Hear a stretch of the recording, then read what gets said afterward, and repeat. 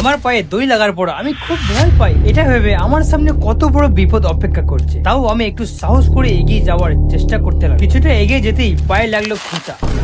জালন মনে হচ্ছে, ওখান থেকে সরে গিয়ে একটু কম্পোজ স্টাইলে এটা কি লাঠিতে গেল, কিন্তু না, এই অর্ধেক লাঠি হাতে নিয়ে আমি আমার চ্যালেঞ্জ কমপ্লিট করার চেষ্টা করব। তারপর এক দু পা বাড়াতেই লাগলো ধাক্কা। শক্ত জিনিসে মনে তো হলো তাল গাছে এক পায়ে দাঁড়িয়ে আছে। আমি কোথায় যাচ্ছি, কোন দিকে যাচ্ছি, কিসে ধাক্কা খাচ্ছি বুঝতে পারছি না এই অন্ধকারে।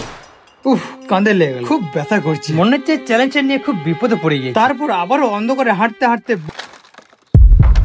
আমি ভয় খেয়ে যাই। এবার আবার কি করে ফেল, আমি আবারও চললাম কানা আমার মতন এদিক ওদিক লাঠি। সামনে দুটো কাকা আমাকে দেখে ভাবছে এই ছেলেটা কি পাগল হয়ে গেছে নাকি। চোখ বেঁধে আমি কি করছি ওরা কিছুই বুঝতে পারছে। তারপর ঘুরে যায় আমার কপাল, আমার পায়ে লাগলো ঘরের পালু। তার মানে আমি ঘরের পাশেই আছি। ফাইনালি আমি আমার ঘর খুঁজে পেয়ে গেছি বহুত কষ্ট করে। লাইক আর সাবস্ক্রাইব করার জন্য অনেক ধন্যবাদ।